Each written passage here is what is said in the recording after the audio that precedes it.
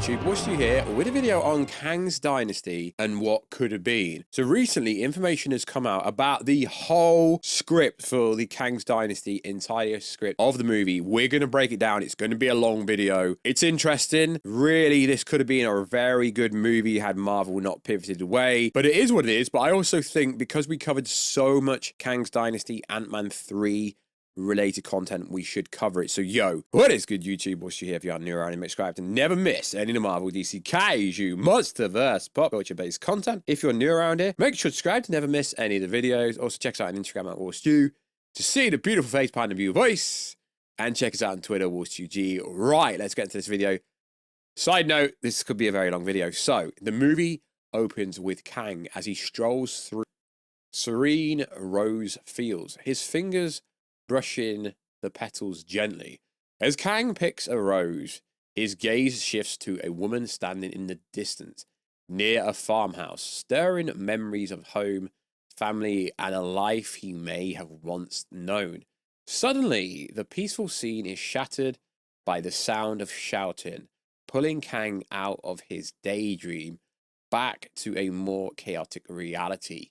Fast cuts reveal Kang's intense battle with Ant-Man from the ending of Quantumania, where he's driven dangerously close to the multiversal engine core. Kang, once confident expression, turns to one of shock as he realizes his imminent fate. He is engulfed by the core's energy, his body distorting and shrinking as he's drawn into the chaotic and infinite realms beyond. As Kang plummets through the multiverse engine core, his body begins contracting rapidly, losing all sense of scale and cohesiveness as he falls deeper into the multiverse blender. His form turns into an ether Sully house, surrounded by a dazzling array of colors and lights. He's hurled through the chaos of alternate realities, each one more bizarre and incomprehensible than the last. The kaleidoscope of visuals overwhelm him as he screams in agony, unable to process the rapid, disorientating shifts. Eventually, Kang is hurled out of the multiverse and into the Beyond Zone, where he finds himself hurting through a dark vortex. As he descends further, the light shifts in and out, creating a visual representation of a four-dimensional rabbit hole consistently flickering between light and dark, almost as if the space itself is speaking to him. Kang desperately struggles to hang on to the nothingness around him, grows more intense as he continues to plunge. The sensation of speed is blinding at first, but soon Kang slows and eventually comes to stop and lands hard in the eerie quiet of this dimension. Kang is surrounded by swirling energy, chaotic shapes, and colors that defty explanation, amplifying his sense of isolation and confusion. As he floats in the silence, the energy occasionally takes form before dissipating back into the void. His eyes close in a moment, vulnerability, as he quietly whispers a name, Ravonna. His voice carries a deep sense of longing and regret, echoing in the vast emptiness of the strange dimension, disconnected from everything he once knew. In the chaotic realm known as the Nexus of all realities, the Watcher, led by Warstu, confronts Immortus and the Council of Kangs, who have come to assert their dominance over the multiverse. Using their immense powers, the Watcher manages to freeze the Kang's fleet in status, holding them at bay. Immortus, calm and authoritative, sits at the head of the table with his lieutenants, the eager to please Ramatut and the skeptical Centurion. Warstu warns Immortus of the consequences of the Council's actions, urging them to reconsider before they destroy everything. However, Immortus dismisses these warnings, asserting that the multiverse can only be saved through his divine rule. The Council of Kangs retaliates, unleashing a devastating, time-wrapping blast that shatters the Watcher defenses and undoes their control over the fleet. Immortus, using a temporal rift, banishes Yatu to the edges of time, overpowering the Watchers and erasing them from existence. As Immortus stands victoriously, he coldly dismisses Ramatuk's quest for approval and reveals his total control over all destinies. The Satorium, still doubtful about Immortus' true motivation or motives, expresses concern, but Immortus chillingly asserts that fear is what keeps them alive. With the Watcher gone, the Council of Kangs prepare for a battle, unfreezing their warships and setting their sights on Earth 616 to destroy the Avengers and retrieve Shang-Chi's 10 rings and Miss Marvel Nega bands, relics of immense power from the previous multiversal war that could reshape reality and rid the multiverse of all the heroes and Marants as they pose a threat to the Kangs. As the nexus of all realities into disarray, time and reality begin to slowly fracture. Loki voiceover reflects on the prophecy from He Who Remains, warning that the multiverse will collapse. Yggdrasil, the tree holding the multiversal together, flickers, symbolizing Loki's role as god of time. The image of burning timelines crumbling reality underscores the chaos. Meanwhile, as the TVA, Mobius, and B-15 walk through the headquarters concerned about the growing crisis, TVA agents analyze data on Kang's variant patterns, preparing for a battle ahead. Loki's voiceover grows darker, warning that the Council of Kangs will destroy the multiverse, leaving it as nothing more than dust. His gaze shifts to potential anchor beings, stroke heroes, Wolverine, Deadpool, Tobey Maguire, Spider-Man, Nick Cage, Ghost Rider, and the Fantastic Four family, including a young Franklin Richards, who may be the last hope to the multiverse. As the TVA makes preparations for the imminent collapse are underway, the Fantastic Four and TVA are constructing a space raft arc to gather anchor beings from across the multiverse before it is too late. As Loki watches the timeline shift and crumble, panic sets in and he realizes time is running out. With regret and fear, he watches the destruction of the multiverse unfold, ending with a haunting reflection of the uncertainty of their future as the screen fades to black. Main title rolls, Avengers, the Kang Dynasty. Scott Lang wakes up in a cold sweat, haunted by the visions of Kang's twisted face and prophetic words. Struggling with PTSD, he clutches a photo of his daughter, Cassie, for comfort, but the dread lingers as he paces his room in panic. He attempts to reach out to Happy Hogan and Sam Wilson, but both calls go unanswered, deepening his sense of isolation and guilt. In a state of desperation and paranoia, Scott leaves a voicemail for Happy Hogan. He expresses frustration at not being able to reach the Avengers, referencing his past heroic, including saving the universe and battling Kang. Scott reveals he's been struggling with PTSD, haunted by Kang's face and voice, and is even taking a break from hope, unsure how to cope with the overwhelming psychological toll. Scott Lang, feeling isolated and defeated, pleads for a call back, but after ending the call, he slams against the wall, overwhelmed by the emptiness of his current life. He looks at a photo of his daughter Cassie, which brings a brief sense of comfort, hearing her reassurance voice in his mind. Despite his past as a hero, Scott feels forgotten and buried by the looming threat of Kang's prophecy, the weight of which consumes him in a cold silence of his own thoughts. At the Empire State University, Peter and Miles sit near the back of the classroom, barely spring attention. Peter teases Miles about his unconventional method of stopping robbery the night before. Miles had used a clipboard and his weapon, calling it paperwork justice to prevent the crime. Peter jokes that he prefers a simpler approach, punching criminals and avoiding the paperwork. Despite the banter, there's an underlying tension with Peter that we cannot yet place.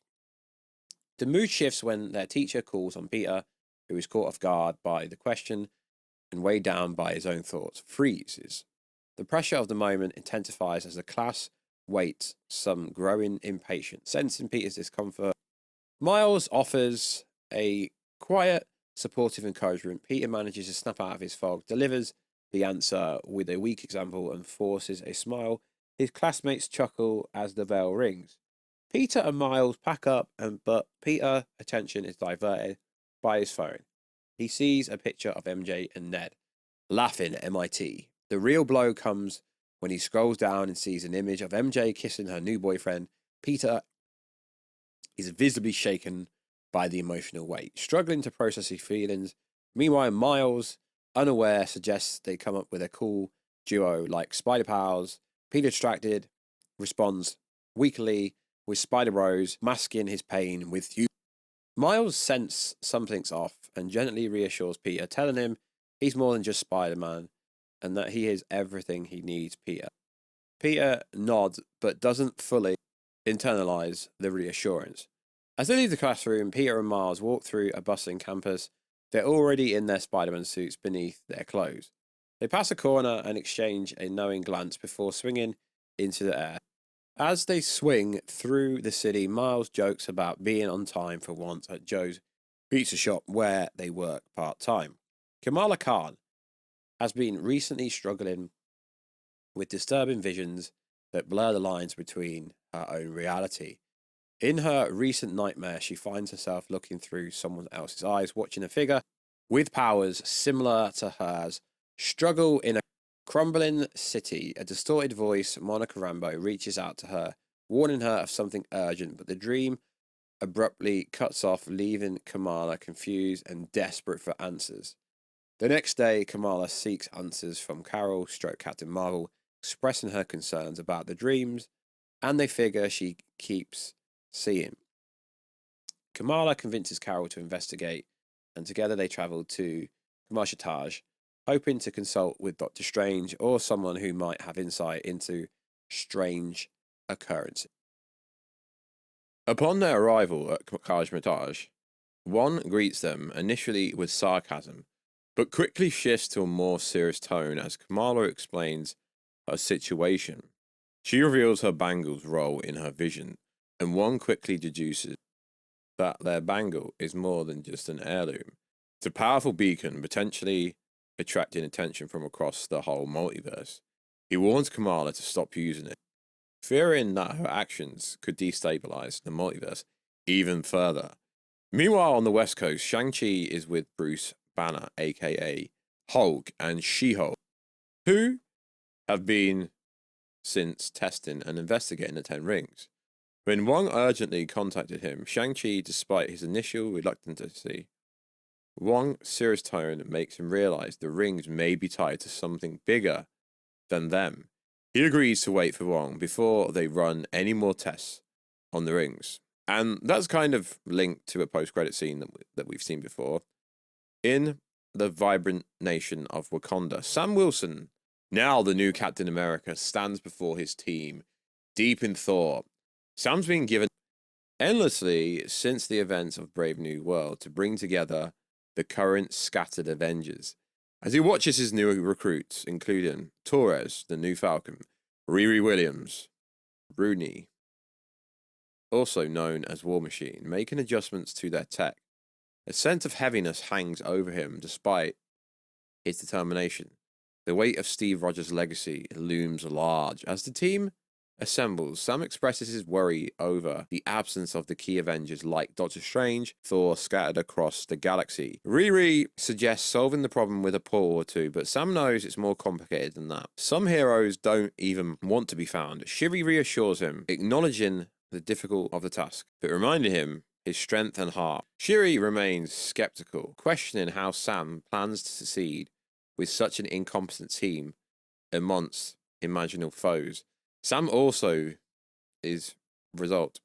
He may not have godlike strength or mystical powers, but he has the people around him, and together they will fight for each other, for the world. Sam acknowledges Wakanda's support, with Shuri's offering the nation's technology and resources.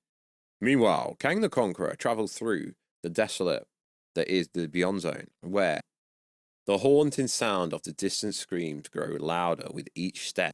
These cries stir powerful memories of his lost world, intensifying until they become a maudlin presence, drowning him in sorrow and regret.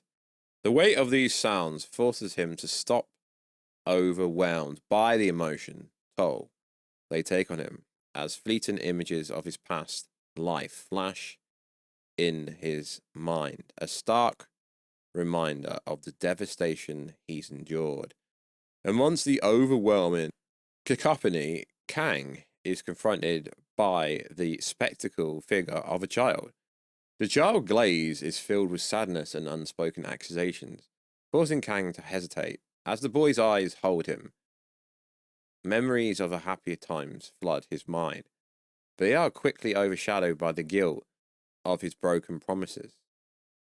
Unable to bear the emotional weight, Kang collapses, his grief and regret consuming him.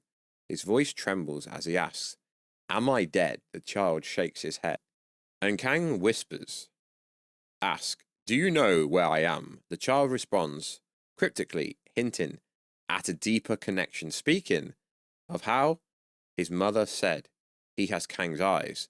In disbelief, Kang mutters, "You're not real," and tries to distance himself from Apparition. But the boy's words cut through him like a blade, accusing him of failing his family. "Why didn't you come back for us?" The child demands. Each word intensifies Kang's guilt. The child's voice trembles with sorrow as he sits beside Kang, accusing him of allowing their deaths. Kang, filled with desperation, pleads that he will find a way to bring them back, but the words feel empty, hollow. Just as the weight of Kang's failure threatens to consume him, a familiar voice echoes from the darkness, speaking of destiny. The voice abruptly cuts off, and Kang frantically calls out Ravonna, but his search yields nothing but silence, leaving him alone in the endless void, trapping him in the haunting shadows of his past. The energy from the probability storm crackles in the air, and something shifts within Kang. His mind fractures, breaking open as the storm gives him the power to manifest multiplicities, clones of himself, much like the distorted version he once saw in the quantum realm. At first, it's disoriented. The clones materializing around him like ghostly reflections, each one a distorted, twisted version of Kang. They are all him, but not him, their eyes filled with the same hunger for control that pulses within his own chest. The clones begin to multiply, their form flooding the buried landscape, each one asserting its dominance, fighting to claim control over the others. Kang is surrounded, trapped in chaos of his own creation. His mind begins to unravel as the clones fight for supremacy, each one an echo of his worst impulses, each one a version of himself that he cannot escape. They mock him, they taunt him with his failures. As they clash, Kang finds himself locked in a battle, not only with physical clones, but with the demons inside his own mind. The battle becomes more than physical. It is metaphorical war, one that represents Kang's struggle to confront his deepest regrets. Every punch, every clash with his clone is a manifestation of his guilt, his inability to save his wife, his children, his own kind. The sheer weight of those failures become unbearable. The clones, now swarming like an uncontrollable tide, begin to reflect his darkest fears. They become the voice in his head, amplifying the terror and sorrow he buried deep within. As the clones close in on him, Kang's mind is plunged into pure chaos. The storm energy distorts reality, wrapping his perception until he's lost within a maelstrom to his own making. He is no longer sure what is real. His mind, a fractured leviathan of fractured cells. His past failures, his sins, all blurred together to become a cacophony of despair. The battle for his control, birth of his clones, and his own sanity becomes an endless cycle of violence and regret, each moment amplifying the horror of his mind, descent into madness. Back on Earth, 616, Miles and Peter's boss, has warned them not to be late again or else they'll lose their job. And both of them desperately need the money to pay rent or face being kicked out of their apartments. As they swing through the bustling streets, they spot a petty crime in progress. Thief is attempting to steal from a store. In a coordinated effort, Peter and Miles intervene, skillfully subduing the thief, and eventually both of them end up getting fired. Peter and Miles exit Joe's Pizzas. Visibly upset, their boss storms off, snatching the pizza boxes from their hands, leaving them alone in the busy city. Miles tries to lighten the mood with a joke, but Peter, clearly stressed, begins to vent his internal conflict. He accuses Miles of not taking their duties responsibly, or seriously enough. Emphasizing the weight of the responsibility that comes with being Spider-Man, Miles, takes aback by Peter's words, stands in silence hurt. Peter realizes the harshness of his outburst, pauses, torn between his own frustration and his concerns for Miles Morales. Soft but firm, responds, "I'm sorry, Pete. I just want us to get through this together." His words reveal both vulnerability and resolve, showing he's ready to carry the burden alongside Peter Parker. Hesitates for a moment, but ultimately consumed by his own stress, including personal issues with MJ, having a new boyfriend. He turns away, disappearing into cloud. Miles watches Peter walk away. Doctor Strange and Clea return to Kamar-Taj. After their dangerous journey through the Dark Dimension, their faces marked with urgency and concern. This would have picked up straight after Doctor Strange 3. They immediately seek after Wand, aware time is critical. The two of them reveal the alarming details about the Council of Kangs, a multiversal force growing in power and posing a threat not just to their world but to countless others across the whole multiverse. They discuss the imminent threat. Doctor Strange focuses and he experiences a disturbing vision on the multiverse. He sees an interconnected web of worlds on the brink of destruction, each one revenged by the Council of Kang. Malevolent influence. The vision highlights how fragile the reality is and the extent of the damage caused by the Council's action. Wong, observing the unfolding vision, becomes acutely aware of the immense threat they face and the stakes involved. Wong agrees swift action is necessary, but points out a major complication. The Avengers are scattered across the universe, with many members off planet, leaving their team fractured and unable to respond quickly. Wong also raises the possibility that the beacon from Shang-Chi's rings might be signaling the Council of the Kangs, a thought that immediately catches Doctor Strange's attention. As the conversation intensifies, the atmosphere outside dramatically. The sky darkens and the air crackles with energy as a mystical shape begins to emerge from a stormy cloud. Clint Barton, aka Hawkeye, having returned to his quiet hometown for a brief time, walks into a town to grab a few items from the local shop, hoping for a moment of normalcy, away from the chaos and past of being an Avenger. As he approaches the small store, he notices unusual stillness in the air. The sky gradually darkens as if a storm were brewing, in an eerie contrast to the calm day he had expected. His attention is drawn to the growing crowd of townspeople gathered outside, their eyes fixated in something in the sky. A mix of curiosity and unease builds within Clint as he mumbles and whispers, ripples through the crowd, then a scream pierces the air, followed by more panicked cries. People are running, scrambling to find shelter or escape whatever the threat looms above. Clint's heart skips a beat as his instincts kick in. He steps outside, squinting against the oppressive air. As he gaze is immediately drawn upward. The terror in his chest deepens as he stresses in horror at the sky, watching as an enormous, otherworldly presence takes shape, an image of pure malevolence, unlike anything he's ever seen. In LA, Simon Williams, also known as Wonder Man, is struggling with deep depression after the recent tragic loss of his fiancée in a car crash.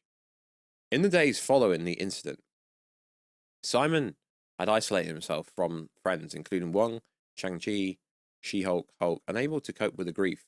His longtime best friend, Trevor, noticing Simon's emotional withdrawalness, conceives him to join a group outing. They plan to watch a live Shakespeare play, Julius Caesar, in downtown LA. As the play, Simon begins to feel increasingly uneasy during The pivotal scene where Julius Caesar is surrounded by the senators stabbed multiple times. As the brutal moments unfold, Simon is overcome with anxiety within each stab, enabling him to separate his emotional pain from the scene to the stage. Distressed and overwhelmed, Simon abruptly leaves the theatre as he turns a corner into an alleyway. His anxiety raises fast. He puts on his headphones to block out the world, hoping for a reprieve from his grief. As Simon sits in silence, he suddenly notices something strange. The world comes to a standstill. Everyone on the street is frozen, staring up at the sky. Curiosity, dread filled him as he removes his headphone. What he sees sends a wave of terror through him. The arrival of the Council of Kangs in the 616 causes widespread panic and chaos. Immortus, utilizing his powerful telepathical abilities, projects a chilling message across the skies of Earth, declaring the Council's intention to purge the Earth for the sins of the Avengers. The Council accuses the Avengers of stealing the sacred relics, the Ten Rings, and the Negabands, and sees cleansing the Earth as necessary punishment to preserve the stability of the multiverse. As the main trio message reverberates across the globe, fear grips the citizens of Earth 616 in various locations. And individuals react in shock and disbelief. Hank, Janet, Hope are paralyzed by guilt, with Janet overwhelmed, convinced that the Council of Kang's arrival is their fault. Meanwhile, Scott Lang and his daughter Cassie watch Scott's apartment in San Francisco, while Peter Parker, Daredevil, and Moon Knight each witness the projection of their respective cities. Sam Wilson, Shuri, Riri in Wakanda are also glued to television as the broadcast spreads worldwide. The global pandemic escalates as cities descend into chaos. Social media and news outlets amplify the fear, causing widespread citizens' unrest. Emergency services are overwhelmed, families struggling to find safety as law and order break down the wake of the Council. Terrifying message. Massive multiversal portals tear in the sky, revealing the enormous fleet of the Council of Kangs. The sheer scale of the warships cast an enormous shadow over Earth, sending waves of fears and disbelief across the globe. As the ships strategically position themselves above key cities, their intimidating presence overwhelms the whole world. The Council of Kangs warships hover menacingly over Earth's major cities, releasing devastating energy blasts that shatter skyscrapers and landmarks with terrifying ease. The attacks are imminent and catastrophic, as iconic statues, entire skyscrapers reduced to rubble, citizens caught in chaos flee for their life, running through the streets filled with debris, their faces edged with fear and confusion. Elsewhere, Star-Lord and his grandfather sit in a tense, suffocating silence in a church surrounded by congregation, staring blankly at their phones. The Council of Kangs has issued a cold, merciless warning. Earth's destruction is imminent. The pastors attempt to guide the service towards prayer, feel utterly futile, drowned by the looming terror that fills the room. There is no comfort to be found, only as a growing sense of dread as the reality of their fate settles in. Peter feels the weight of the moment. The world is crashing down on him as the quiet murmur congregation only amplifies the despair. His grandfather watches, silent, the sadness between them unspoken. Outside, a flash of explosion ignites the horizon. Peter's heart sinks as he calculates the blast radius, a grim certainty settling over him. He turns to his grandfather. Their eyes meet in a shared resonation. The explosion shatters the church windows. The chaos erupts in an instant. People scramble for the door desperately, but it's too late. There's no way to run. The blast wave crashes in, and the church and their sanction is obliterated in the devastation.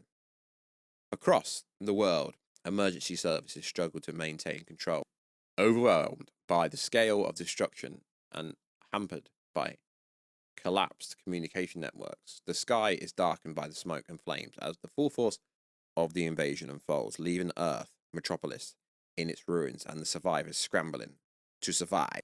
Amidst the apocalyptic chaos, New York City skyline is now crumbling under the might of the Council of Kang's relentless assault. The air seems to twist and crush as buildings collapse on themselves, as the very fabric of reality is being wrapped. The Council of Kang's devastating ray beams strike the city, sending shockwaves through the ground and causing skyscrapers tilt cautiously before toppling, triggering massive explosions as they collide. The destruction quickly leaves the city in ruins. In the heart of the chaos, Spider-Man swings tirelessly through the wreckage, dodging falling debris and landmarks as he makes his way towards MIT to save Ned and MJ. The scene is a frantic race against time, with the destruction all around him. Miles Morales, also swinging through the devastation, catches up to Peter, urging him to stop and get to safety. Miles pleads that continuing like this will only lead to their deaths, but Peter ignores him. His determination to save his friends outweighs the peril surrounding them. The two Spider-Men look up in horror as the Kangs activate a second, even more powerful wave of destruction. The city is plunged deeper into chaos as the buildings continue to fall, one after another, their flaming debris raining down on the streets below. The energy pulse grows increasingly violent, and firestorms ravage entire districts, consuming everything in their path. Amongst the chaos, Miles is almost crushed by a falling skyscraper, but Peter manages to save him just in time. Meanwhile, Sam Wilson leads his team of Avengers, Shuri, Riri, War Machine, Torres, through the skies in their spacecraft, witnessing the full-scale attack of the Council of Kang's devastating assault on Earth. The massive warships block out the sun, unleashing a wave of destruction that obliterates entire cities. Buildings, landmarks are torn from their foundations, hurled into the sky, with entire districts disappearing into the warship's gravitational pull. The team can barely process the chaos below as the cities they once knew are reduced to ruins in seconds. As their spacecraft struggles to stay in control, the Avengers realize they've been caught in the warship's gravitational pull field, spiraling uncontrollably through the sky. The destruction below intensifies as buildings, landmarks, and people are sucked into the vacuum, tumbling through the air towards the approaching warship. Their ship is thrown across continents, from Wakanda, plummeting towards Tokyo. The Avengers ship is violently tossed, battling across the overwhelming pool of warships as it heads towards the devastated city. The warship relentless assault casts an enormous shadow over Tokyo, where entire buildings are ripped from the ground and sucked into the sky. As the Avengers spacecraft approach, they navigate through a deadly storm of fallen skyscrapers, violent tremors, and energy blasts from the warships, which incinerate everything in their path. Shuri and Torres work tirelessly to steer the craft, narrowly avoiding disaster as the cities crumble beneath. Tokyo is engulfed in flames, and the Avengers struggle to hold on as the destruction just continues. On the West Coast, Cassie, Janet, Hope, and Hank are all killed, victims of the relentless chaos that has torn the world apart. In the heart of destruction, Scott finds Cassie, cradles her in his arms, his tears mingling with the dust and ashes that surround them. In a matter of hours, billions are killed in destruction continues on an imaginal scale. Most of Earth is transformed into a post-apocalyptic wasteland, with the few remaining nations easily conquered by the Council of Kang. The once thriving planet is left in utter destruction, with skeletons and charred corpses littering the streets. The fires from the initial attacks burn so intensely, the soot and smoke begin to block out the sun, casting the world into darkness. A nuclear fallout ensures ushering in a dead winter, further exacerbating the catastrophe. After the Council of Kang's devastating invasion, the surviving Avengers world leaders and remains of the Shield retreat to Wakanda, the only sanctuary untouched by the destruction. With the communication system shattered, and the Avengers scattered, he sends out a desperate distress call, urging any surviving heroes to return. One by one, they begin to arrive. Thor, Love, Adam Warlock, Rocket, Groot, Cosmo, Shang-Chi, Wonder Man, American Chavez, Doctor Strange, Clea, Spider-Man, Miles Morales, Daredevil, Punisher, Ant-Man, Warstu, Hawkeye, Kate Bishop, Star-Lord, Captain America. Also, Miss Marvel, She-Hulk, and Hulk. The rest are either dead or lost to the chaos. In Wakanda, the Avengers gather in silence, weighed down by the grief and the devastation they had suffered by the hands of the Council of Kangs. Sam Wilson steps forward and reminds the team that whilst the Kangs may have shattered their world, they hadn't broken their spirits. Sam's words reunite a spark within the Avengers, urging them to once again rise as they had in the past, faced with insurmountable odds. He emphasized that they were not actually defeated, and that now, more than ever, it was time to take the fight to the Kangs. Sam, Spider-Man, Doctor Strange declare the Avengers would no longer wait for the Kangs to strike again. They would have to lead the charge. Armed with the powerful 10 rings and the megabands that the Kangs were actually after, Sam urges the team to use these weapons, which the Kangs sought to control, and to turn the tide in their favor. The battle wasn't just about revenge. It was about protecting the future of the world and their loved ones. With his shield raised, Sam rallying cry filled the team with determination, and the Avengers are ready to strike back. So, Sam, Doctor Strange, Spider-Man organized the Avengers into 3 teams, with Spider-Man leading the street-level team to infiltrate the main Kang fortress. Built on the ruins of Washington, D.C., there, the main trio, Immortus, Ramatut, and Centurion, are using the fortress as a conduit to merge the 10 rings and mega bands into a weapon capable of reshaping reality. The Avengers need to stop them before it's too late. The team breaks Sam. Earthbound team, target Immortus. Object, destroy base and keep the band safe. Captain America, Sam Wilson, not the real one. Captain Marvel, Hulk, Wonder Man, Black Panther, Shuri. Miss Marvel, Star-Lord, She-Hulk, Rocket Raccoon, Groot, Falcon. Street level team, target Ramatut. Object, destroy Ramatut, Fortress, and the Condelude. Spider-Man, Miles Morales, Daredevil, Punisher, Ant-Man, Hawkeye, Kate Bishop, Ironheart, and War Machine. Cosmic team, target Centurion. Object, keep 10 rings safe. Doctor Strange, Clea, One, American Chavez, Thor, Shang-Chi, Adam Warlock, Warstu, and Cosmo.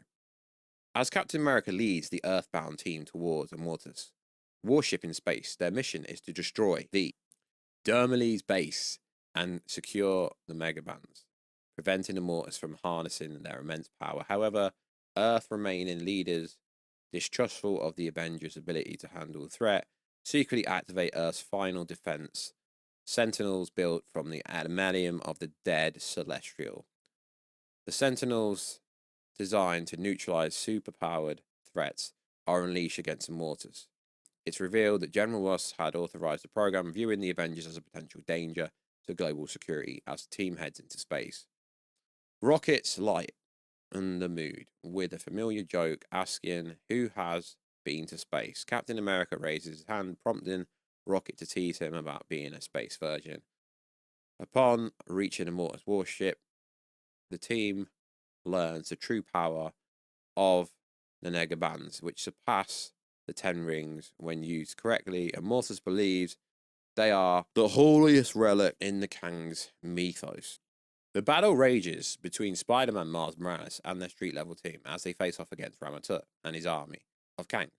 As they try to break down the fortress, the battle intensifies, with Daredevil and Punisher fighting fearlessly to hold their ground. Daredevil uses every ounce of his training, realizing and relying on his sense of reflexes to dodge and counter the Kangs variants close in front of all directions. The fight reaches a fever pitch as they both become surrounded, outnumbered, by never yielding in the final moments. Daredevil summons every remaining ounce of strength, leaping into a series of rapid strikes that incapacitate the last wave of variants. His breath is ragged, his body bruised, battered as he engulfed by the many Kang variants during the chaos. Ramatut strikes Spider-Man with a powerful blow from his Spectre weapon, sending the hero flying across the battle. field. Spider-Man, who is badly beaten up, bloodied, struggles to get back to his feet, but his injuries are served and he collapses, barely able to move. Fueled by rage and desperation, Miles Morales steps forward, enraged and determined to confront Ramatut. He challenges the villain with defiance in his eyes, refusing to back down despite the overwhelming danger. Ramatut, unimpressed, mocks Miles' bravery, finding his actions to be both foolish and amusing. Spider-Man, barely conscious, watches in horror as Miles stands firm against the tyrant. He reaches out weakly, shouting for Miles to stop, but it's too late. Miles is impaled by Ramatut's spectre and killed. Spider-Man watches in horror, unable to move. Doctor Strange and Clea lead the cosmic team in a battle against the Tatorium in many different realms, including the Gap Junction. During the fight, Love and Phyla-Vell form a deep bond, their friendship growing stronger as they battle together. The Centaurian is initially overpowered by Doctor Strange, Clea, Thor, and others, particularly due to the power of Shang-Chi's 10 rings. As the fight escalates, the entire group is transported strangely into the quantum realm. Despite the Centaurian's strength, he manages to kill most of the team, except for Doctor Strange, Thor, and Shang-Chi, who has leveled up with the aid of the 10 rings. In a moment of defiance, Shang-Chi prevents the Centaurian from claiming his father's rings, shouting back in resistance as Clea scrambles to her injuries. She uses her blade to create a portal back to Earth 616, allowing the surviving heroes a chance to escape. However, the Centaurian steals Doctor Strange's sling ring, an important multiversal relic similar to the 10 rings and Negabands. Doctor Strange convinces the team to leave him behind so he can pursue Centaurian through the multiverse, hoping to stop him before it's too late.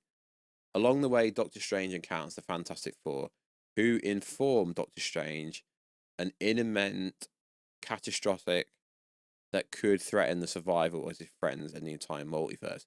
Doctor Strange manages to reclaim the sling ring as the Centaurian escapes to Immortus' warship. The Fantastic Four introduce Doctor Strange to TVA, warning him that something monumental is about to occur. They ask for his help, as only he may be able to prevent the disaster and ensure his friend's survival.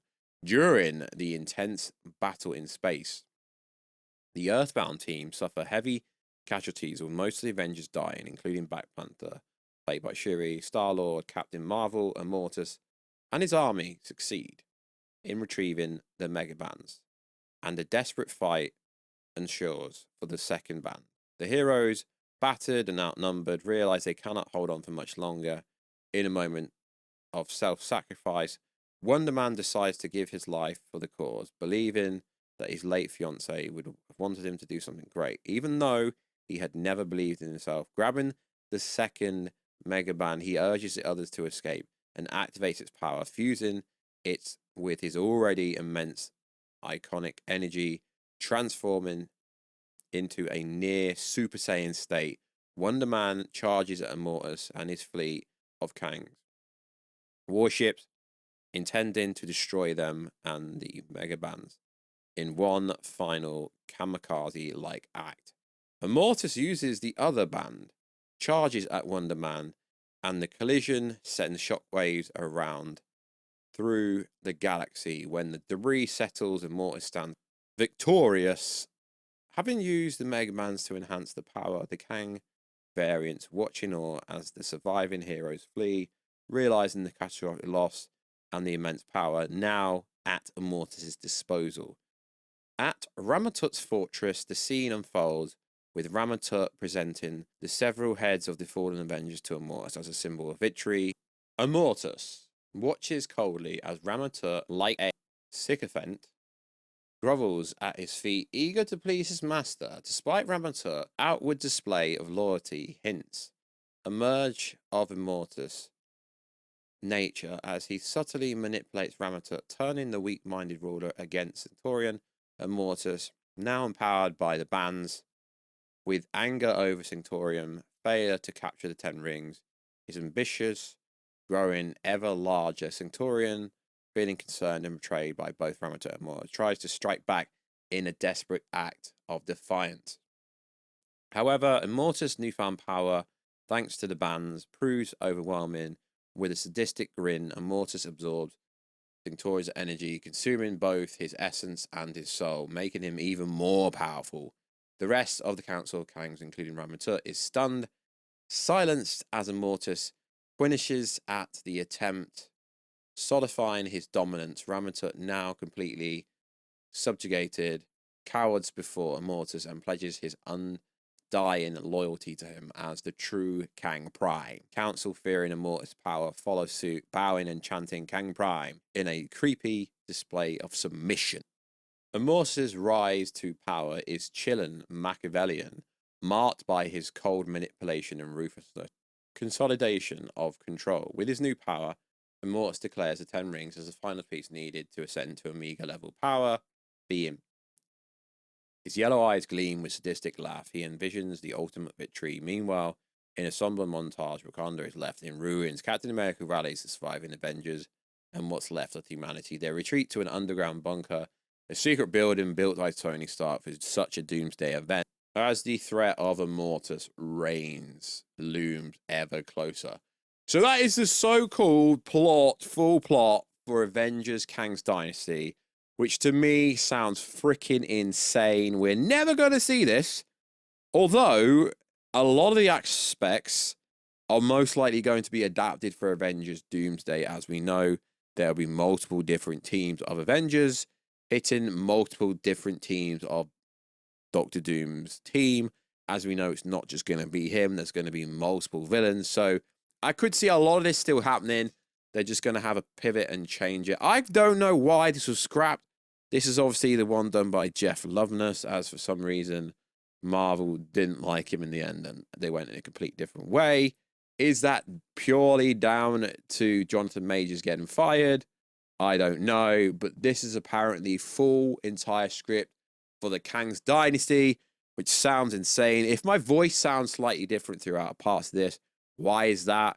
Well, that's strictly because of the following. I've had a cold, so the wavelengths and my sound of my voice may change slightly. But I thoroughly enjoy going over that. I think that's freaking insane.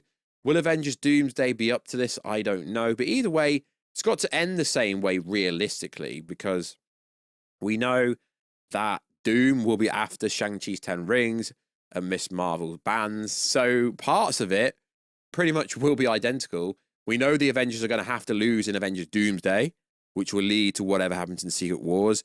And we know there will be Major's deaths. This has Miles Morales in it, which is interesting. We don't know. Miles Morales could actually be introduced in Spider-Man 4. It's looking that way.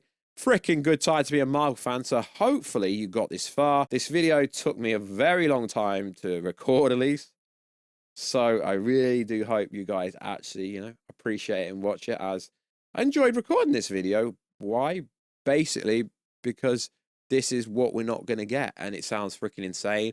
I still think the Council of Kangs should be introduced at some point in the storyline of Avengers Doomsday, if it's just Doom killing the Council of Kangs, but it sounds freaking insane. So like always, guys, check us out on Instagram at Warstu. Check us out on Twitter, WarstuG, and we'll catch you in another video very soon, guys. Catch you later.